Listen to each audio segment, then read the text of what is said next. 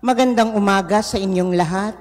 Malugod na pagtanggap sa St. Joseph Parish Gagalangin sa ika-6 ng umagang banal na misa sa pagdiriwang ng liturhiya ngayong Sabado ng ika-32 linggo sa karaniwang panahon. Tumayo po ang lahat at tayo'y makiisa sa banal na misa na pamumunuan ng ating kura paroko, Reverendo Padre Douglas D. Badong.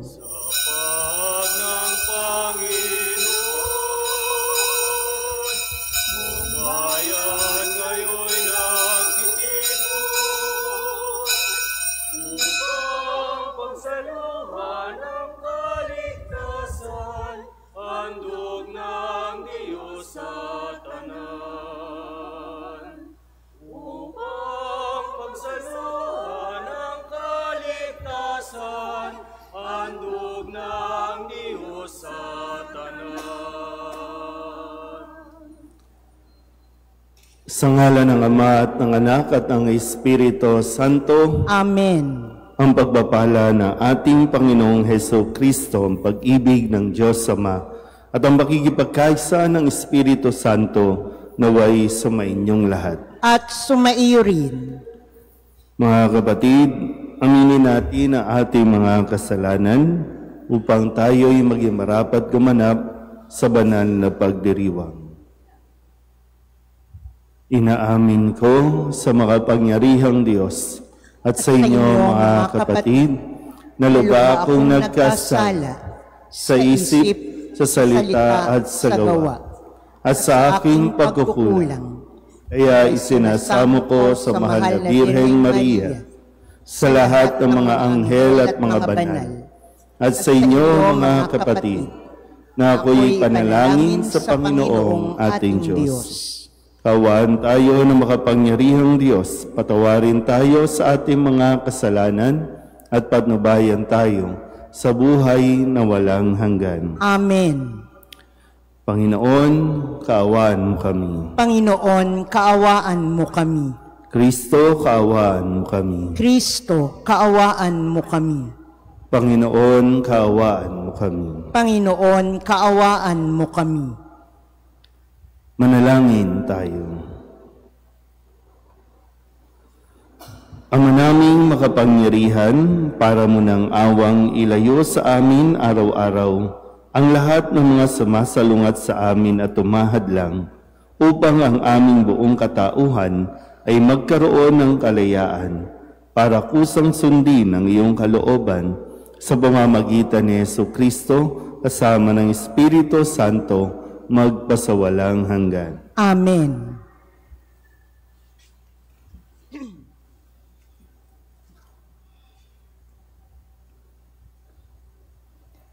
Pagbasa mula sa aklat ng Karunungan. Payapa at tahimik ang lahat. Nangangalahati na ang gabi. Walang ano-ano'y ang makapangyarihan mong mga salita ay bumaba. Mula sa iyong maharlikang trono sa langit, pumagitna sa lupaing iyon na itinalaga mong wasakin. Gaya ng mabalasik na mandirigma, taglay niya ang matalim na tabak ng iyong mga utos. Tumayo siya, ang ulo niya'y sagad sa langit, at pinalaganap ang kamatayan sa buong lupain. Ang sanlilikha ay dumanas ng pagbabago, upang masunod ang iyong kalooban at mailigtas ang iyong bayan. Ang ulap ay lumukob sa kanilang kampamento. Ang tubig ay nahawi at lumitaw ang iyong tuyong lupa. Isang malinis na landas sa gitna ng dagat na pula at bunti ang kapatagan mula sa naglalakihang mga alon. Ang bayan mo ay nakatawid na lahat sa ilalim ng iyong pagkalinga, matapos masdan ang kamanghamanghang gawang iyon. Tulad nila'y mga kabayo sa sariwang pastulan, parang mga tupang naglulundagan sa tuwa sa pagpupuri sa iyo, O Panginoon, sapagkat iniligtas mo sila. Ang salita ng Diyos. Salamat sa Diyos. Gunitain ng malugod ang dakilang gawa ng Diyos. Gunitain ng malugod ang dakilang gawa ng Diyos. Siya ay purihin, suubin ng awit. Ating papurihan ang kahangahangang mga gawa niya'y dapat na isaysay. Tayo ay magalak, yamang lahat tayo ay tunay na Kanya. Ang Kanyang pangalan, ang pangalang banal, napakadakila. Lahat ng may nais maglingkod sa poon, dapat na magsaya. Gunitain ng malugod ang dakilang gawa ng Diyos. Ang mga panganay sa buong Ehipto ay Kanyang pinatay. Kaya sa Ehipto, noon ay naubos ang mga panganay. Pagkatapos nito, ang bayang Israel Kanyang inilabas. Malulusog sila't lumabas na dalay mga gintot pilak. Gunitain ng malugod ang dakilang gawa ng Diyos. Nagunita ng Diyos ang Kanyang ginawang mahalagang tipan. Ang pangako niya sa tapat na lingkod niyang si Abraham. Kaya't ang bayan niya ay Kanyang inilabas na lugod. Nang Kanyang ialis, umaawit sila ng buong alindog. Gunitain ng malugod ang dakilang gawa ng Diyos. Tatayo na po ang lahat.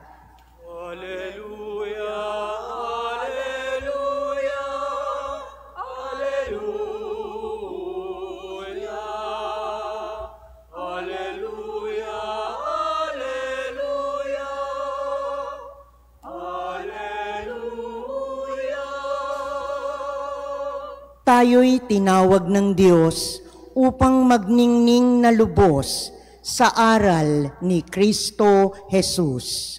Alleluia, alleluia, alleluia,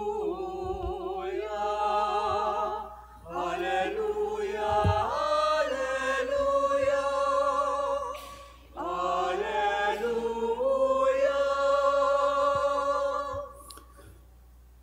Sumainyo ang Panginoon. At sumaiyo rin. Ang mabuting balita ng Panginoon ayon kay San Lucas. Papuri sa iyo, Panginoon.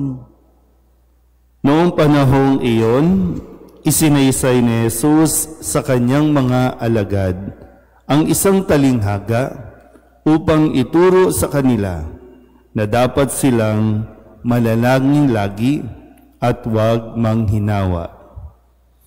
Sa isang lungsod, wika niya, may isang hukom na hindi natatakot sa Diyos at walang taong iginagalang. Sa lungsod ding iyon ay may isang babaeng balo na punta ng punta sa hukom at tumihingi ng katarungan. Tinanggihan siya ng hukom sa loob ng ilang panahon. Ngunit ng malaunan ay nasabi nito sa sarili, bagamat hindi ako natatakot sa Diyos, ni gumagalang kanino man, igagawad ko na ang katarungang hinihingi ng babaeng ito, sapagkat lagi niya akong ginagambala. Baka pa ako mainis sa kapaparito niya. At sinabi ng Panginoon, narinig ninyo ang sinabi ng masamang hukom, hindi ipagkakait ng Diyos ang katarungan sa kanyang mga hinirang na dumaraing sa kanya araw-gabi, bagamat tila nagtatagal iyon. Sinasabi ko sa inyo, agad niyang igagawad sa kanila ang katarungan, ngunit pagdating ng Anak ng Tao sa daigdig na ito, may makikita kaya siyang mga taong nananalig sa Kanya? Ang mabuting balita ng Panginoon. Pinupuri ka namin, Panginoong Hesukristo. Isang magandang umaga po sa inyong lahat. Ngayon po ay Sabado ng ika-32 linggo sa karaniwang panahon at habang tayo po ay papalapit sa pagtatapos ng kalendaryong pangliturhiya natin, ay patuloy din nawa nating maunawaan at tilingin natin sa Diyos na magkaroon tayo ng pangunawa ukol sa mga salita na ibinibigay ng Diyos sa atin para din naman sa atin pong kaligtasan. Balikan natin ang mga salita na iniwan sa atin at ibinigay at muli nawa ay kahit na medyo nagkakaedad na ang karamihan sa atin sa mga nagsisimba dito, mayroong ma-retain sa utak natin kasi mawawalan ng saysay ang pagsisimba natin araw-araw kung wala tayong naaalala o walang tumitimo sa ating mga isipan ng mga salita ng Diyos. Noong Lunes, pinaalala sa atin, tandaan po natin na mabuti, hindi mawawala kahit kailan ang sanhi ng pagkakasala. Nandyan lang yan. Pero sabi niya, nakapangingilabot ang sasapitin ng taong panggagalingan nito. May choice naman tayo. Ano ba? Kasamaan o kabutihan ang manggagaling sa atin? Alin dyan? Nung Martes, ang sabi naman ni Kristo, ang sabihin natin pagdating ng panahon, kami mga aliping walang kabuluhan, tumutupad lamang kami sa aming tungkulin. Ito yung talinghaga din na pinasasalamatan ba ang alipin matapos niyang gawin ang lahat? Kasi baka yung minsan yung ugali natin na kaya natin ginagawa ito, kaya tayo nagpapakabuti kasi meron tayong hinihingi. Meron lang reward. Pero yun nga, nawa ay mapanatili natin yung kababaang loob natin na hindi tayo at wala tayong karapatang mag-demand sa Diyos, kundi sikapin lang natin na magawa at matupad ng naaayon o higit pa sa naaayon ang ating pong maibigay na paglilingkod. Noong Miyerkules, ang sabi naman matapos po napakinggan ni Jesus ang sigaw ng 10 ketongin. At nang sila ay utusan ni Jesus na pumaroon sa saserdote at magpasuri, sila ay gumaling. Pero sabi dito, hindi ba 10 ang gumaling? Nasaan ang 9? Wala bang nagbalik at nagpuri sa Diyos, kundi ang dayuhang ito? So, kasunod nga po, nung sinabi ng tumupad lamang tayo, kasunod niyan ay huwag naman natin kalimutang magpasalamat sa Diyos. Nung Huwebes, ang sabi naman sa atin, tungkol sa tanong na kailan ba itatatag ang paghahari ng Diyos? Ang sagot ni Jesus, ang totoo'y nagsimula ng maghari ang Diyos sa puso ng mga nananalig sa Kanya. Kasi ang taong may pananalig o nananalig sa Diyos, masigit yung pananampalataya kaysa sa takot. At kapag nawawala sa atin yung mga pangamba, yung mga takot, nagkakaroon naman tayo ng kapayapaan, katahimikan, kaya yun yung nararamdaman nating paghahari ng Diyos. Kahapon, ang sabi naman ni Kristo, ang sino mang magsikap na iligtas ang kanyang buhay ay siyang mawawalan nito. Ngunit ang sino mang mawala ng kanyang buhay ay siyang makapagliligtas nito. So hindi dapat sarili lang ang ating iniisip. Hindi lang sarili natin ang ating hinangad na puro yung nakasentro sa atin. No? Kaya handa nating isakripisyo ang iba, kunin ang para sa iba dahil tayo lang. Iniisip lang, gusto kong mabuhay, dapat akong mabuhay. Pero ano ang nagiging kapalit? Paghihirap ng napakaraming tao. Kaya ngayon, ang paalala sa atin ni Jesus, hindi ipagkakait ng Diyos ang katarungan sa kanyang mga hinirang na dumaraing sa kanya araw-gabi, bagamat tila nagtatagal iyon.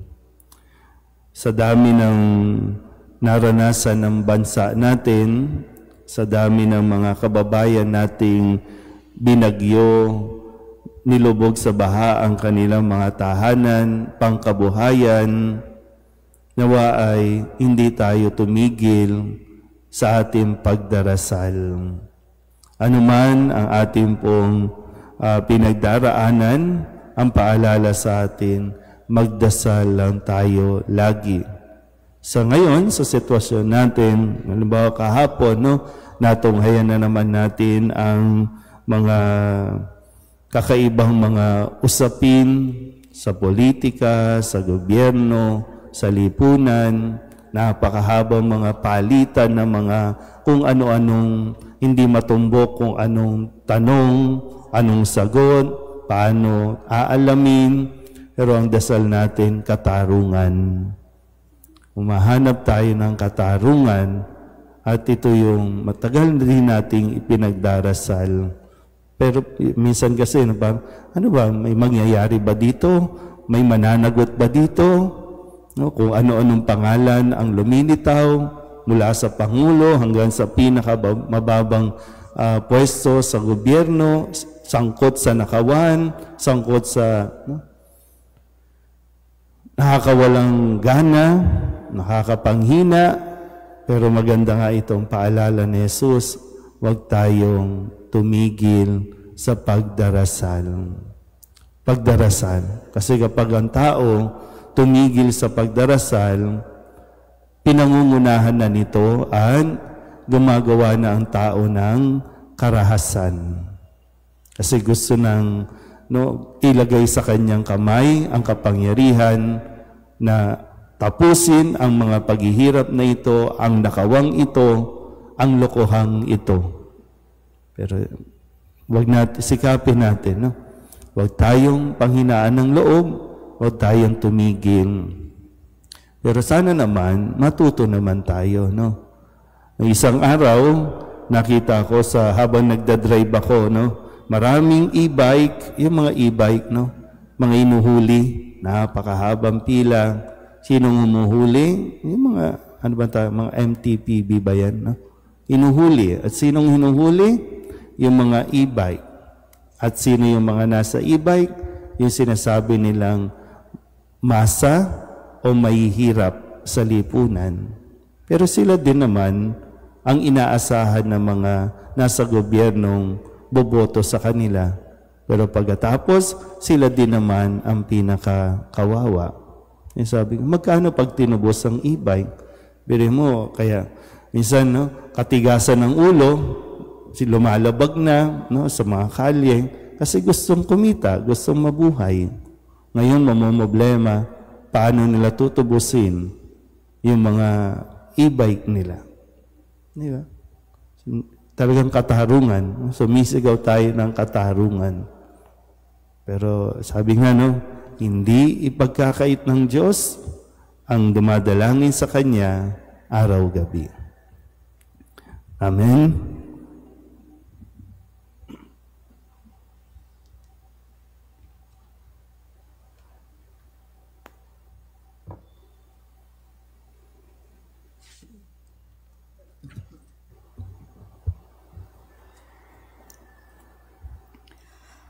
Oratio Imperata para sa katapatan, katotohanan at katarungan. Amang makapangyarihan sa lahat, ikaw ang gumabay sa iyong bayan mula sa pagkaalipin, bilang haliging ulap sa araw at haliging apoy sa gabi. Sa panahong ito ng panlilinlang at katiwalian na bumabalot sa aming bayan, ipamalas mo sa amin ang iyong liwanag na nagtataboy sa lahat ng dilim. Inaamin namin kami rin ay madalas lumalakad sa kadiliman, sa aming pananahimik, pagkikibit-balikat at kawalang pakialam. Hinayaan naming lumaganap ang kasinungalingan at umusbong ang katiwalian. Patawarin mo kami, Panginoon, at linisin mo ang aming mga puso sa kasalanang bumubulag at sumisira, sa kasalanang umaagaw ng pagkain sa mahihirap at ng pag-asa sa buong bayan. Ipagkaloob mo sa amin ang mga pinunong kawangis ng puso ng iyong anak, mga pastol na handang maglingkod, hindi mga lobong sumisila, sa kapangyarihan ng iyong banal na espiritu. Bigyan mo kami ng lakas ng loob na itakwil ang kasinungalingan, ibunyag ang pandaraya, igiit ang katarungan, at ipagtanggol ang katotohanan sa lahat ng aming gawain, pampubliko man ang pansarili, upang ang katapatan ay dumaloy sa aming lupain tulad ng ilog, at ang katuwiran ay rumagasa na parang malakas na agos. O Diyos ng katarungan at habag, gawin mong ubasan ng kabutihan ng aming bayan, hindi laso ng kasakiman, manipulasyon at pagkamakasarili, kundi pagyamanin ng katapatan, malasakit at pag-ibig. Hinihiling namin ito sa pamamagitan ni Kristo na aming Panginoon. Amen. Maria, salamin ng katwiran, Ipanalangin mo kami. San Miguel Arcangel, Ipanalangin mo kami. San Lorenzo Ruiz at San Pedro Calungsod, Ipanalangin ninyo kami. Handog namin sa iyo, Ama, ang tinapay at alak na ito. Handog ng bayang umaasa, sumasambat nagmamahal sa'yo. Handog namin sa iyo, Ama, ang tinapay at alak na ito. Handog ng bayang umaasa, sumasambat nagmamahal sa'yo. Manalangin kayo mga kapatid upang paghahain natin ikalugdan ng Diyos Amang makapangyarihan. Tanggapin nawa ng Panginoon itong paghahain sa iyong mga kamay, sa kapurihan niya at karangalan, sa ating kapakinabangan at sa buong sambayanan niyang banal. Ama naming lumikha, kalugdan mo ang paghahain ng mga anatitipon dito upang ang aming ginaganap na pag-aalay ng sarili ng anak mo ay aming pakinabangan sa kanyang pamamagitan kasama ng Espiritu Santo magpasawalang hanggan. Amen. Sumainyo ang Panginoon. At sumaiyo rin. Itaas sa Diyos ang inyong puso at diwa. Itinaas na namin sa Panginoon. Pasalamatan natin ang Panginoong ating Diyos. Marapat na siya'y pasalamatan. Ama naming makapangyarihan, tunay ngang marapat na ikaw ay aming pasalamatan sa iyong paglingap at kagandahang loob. Ang tao'y nilikha mo at pinangangasiwa sa sansinukom. Sa hangad mong siya'y iwastong lubos, siya'y pinagdusa mo sa kanyang pagtalikod. Sa iyong paggiliw, iyong ipinahintulot na makabalik siya sa pamamagitan ni Kristo Jesus.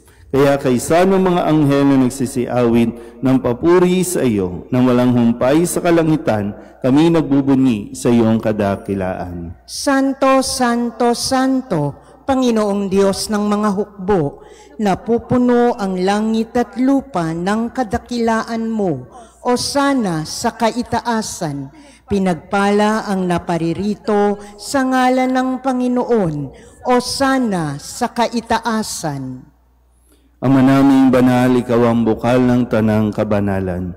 Kaya't sa pamamagitan ng iyong Espiritu, gawin mong banal ang kaloob na ito upang para sa aming maging katawan at dugo ng aming Panginoong Heso Kristo.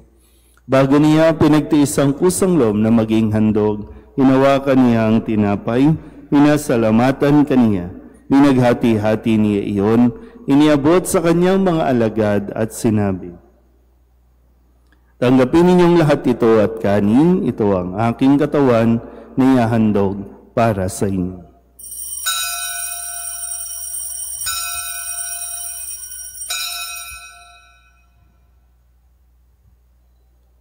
Gayun din naman, nung matapos ang hapunan, inawakan niya ang kalis, muli kaniyang pinasalamatan. Iniabot niya ang kalis sa kanyang mga alagad at sinabi, "Tanggapin ninyong lahat ito at inumin. Ito ang kalis ng aking dugo, ng bago at walang hanggang tipan. Ang aking dugo na ibubuhos para sa inyo at para sa lahat, sa ikapagpapatawad ng mga kasalanan. Gawin ninyo ito sa pag-alaala sa akin."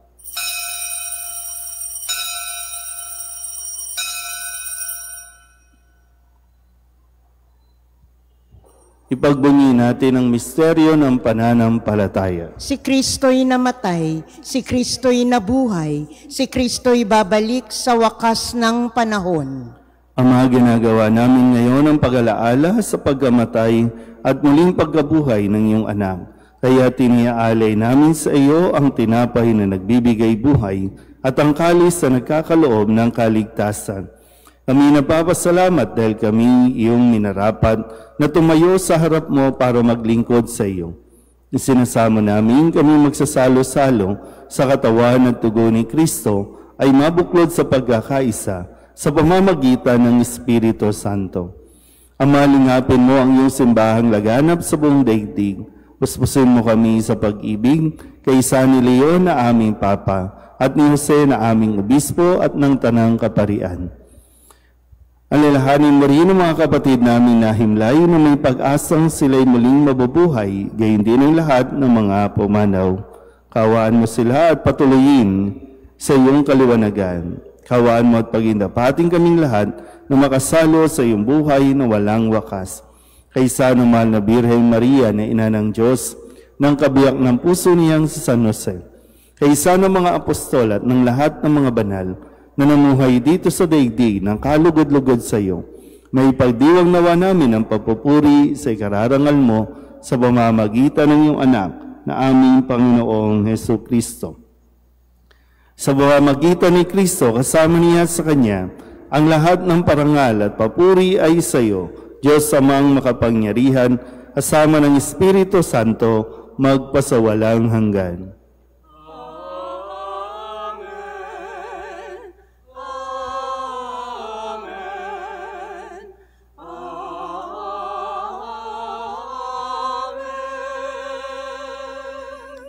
Sa tagubili ng mga nakagagaling na utos at turo ni Jesus sa Panginoon natin na Diyos, ipahayag natin ang lakas loob. Ama namin, sumasalangit ka, sambahin ang ngalan mo, mapasa amin ang kaharian mo, sundin ang loob mo dito sa lupa para nang sa langit.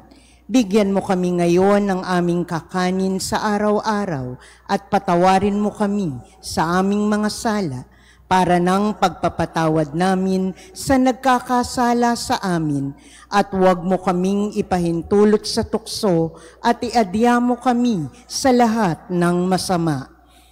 Inihiling namin kami iadya sa lahat ng masama, pagkalooban ng kapayapaan araw-araw, iligtas sa kasalanan at ilayo sa lahat ng kapahamakan. Samantalang aming pinananabikan ang dakilang araw ng pagpapahayag ng tagapagligtas naming sa Heso Kristo. Sapagkat iyo ang kaharian at ang kapangyarihan at ang kapurihan, magpakailanman. Amen. Panginoong Heso Kristo, sinabi mo sa iyong mga apostol, kapayapaan ang iniiwan ko sa inyo, ang aking kapayapaan ang binibigay ko sa inyo. Tunghayin mo ang aming pananampalataya at huwag ang aming mga pagkakasala.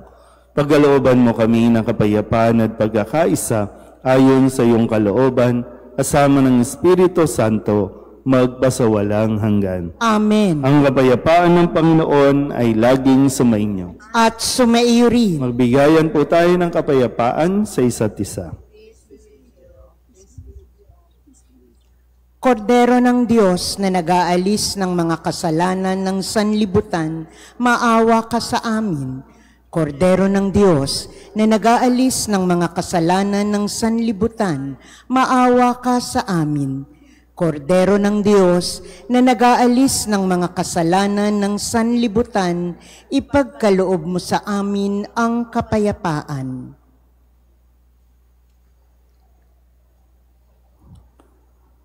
Ito ang kordero ng Diyos. Ito ang nag-aalis ng kasalanan ng sanlibutan. Mapalad ang mga inaanyayahan sa kanyang piging. Panginoon, hindi ako karapat-dapat na magpatuloy sa iyo, ngunit sa isang salita mo lamang ay gagaling na ako.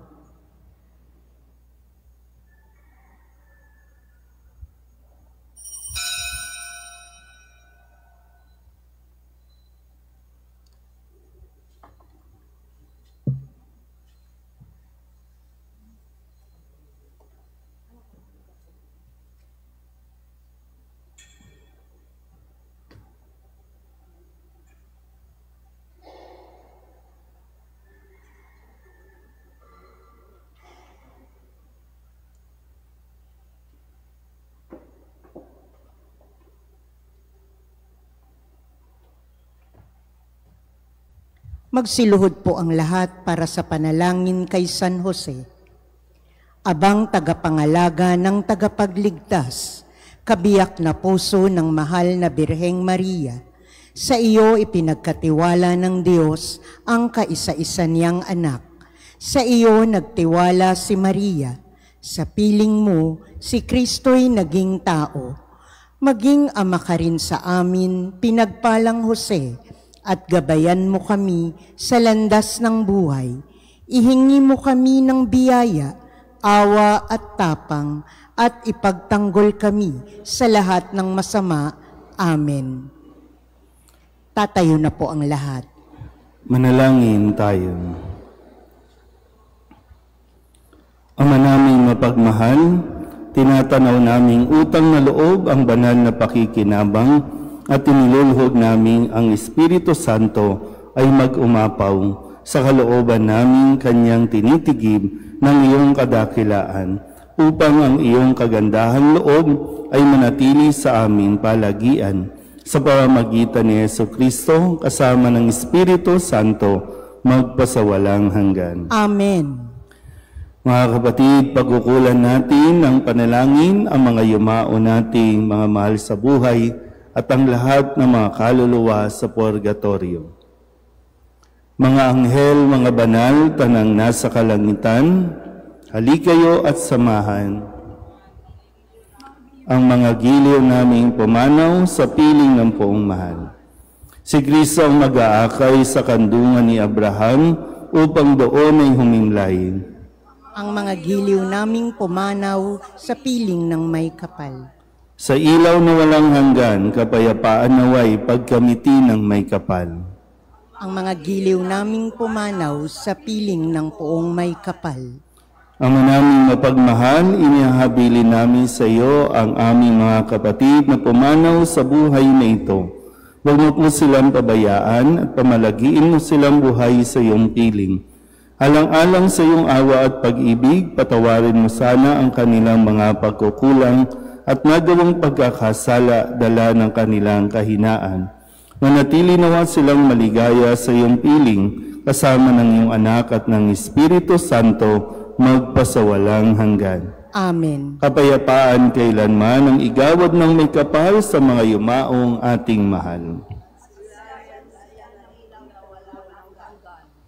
Sumainyo ang Panginoon. At sumainyo rin. At pagpalain kayo ng makapangyarihang Diyos, Ama at Anak, at Espiritu Santo. Amen. Tapos ang banal na misa, humayo tayo sa kapayapaan ni Kristo. Salamat sa Diyos. Magandang umaga po. Walang sino man ang nabubuhay para sa sarili lamang. Walang sino